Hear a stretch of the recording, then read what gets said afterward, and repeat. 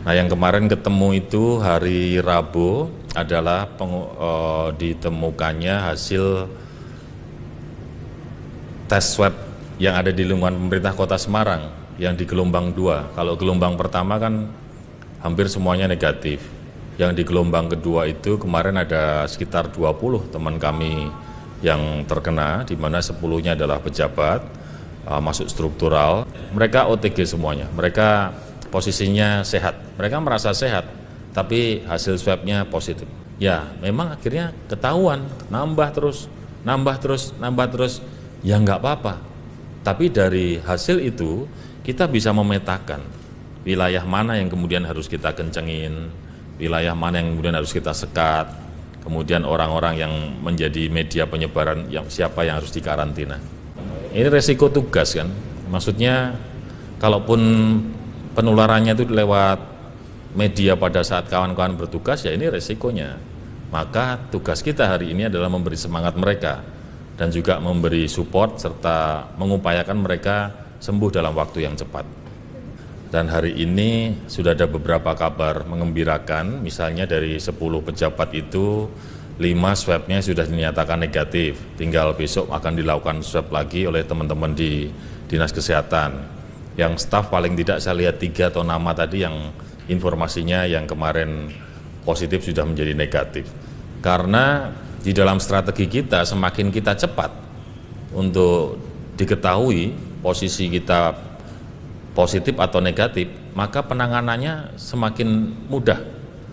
Terbukti dari angka kesembuhan yang sudah mencapai 329. Kenapa mereka sembuh? Waktu kita tanya, yang sembuh-sembuh itu sebagian besar karena mereka punya semangat.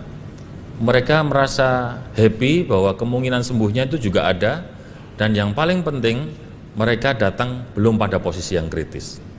Orang-orang yang meninggal itu yang posisi COVID, sebagian besar datang ke rumah sakit sudah dalam posisi yang kritis. Sudah sesak bernafas, sudah kondisi harus pakai ventilator, itu sebagian kemudian tidak tertolong. Tapi kalau masih OTG, kemudian bisa terdeteksi dari awal, mereka mau mengikuti terapi, alhamdulillah. Data fakta menunjukkan masih ada kemungkinan disembuhkan dalam persentase yang lebih besar.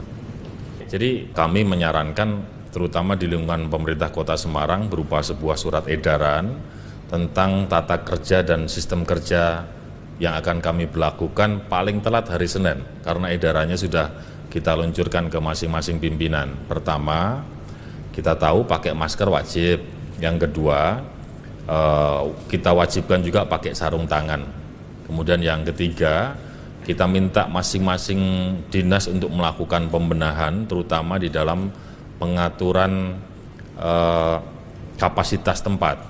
Kalau misalnya mejanya atau tempat kerjanya biasanya diisi 100, sekarang ini harus dikurangi sesuai kapasitas tempat, bisa sampai 40%, 50%. Sisanya bagaimana? Mereka work from home. Lalu di masing-masing meja kami sudah perintahkan paling lambat Senin harus selesai, harus diberi sekat mika.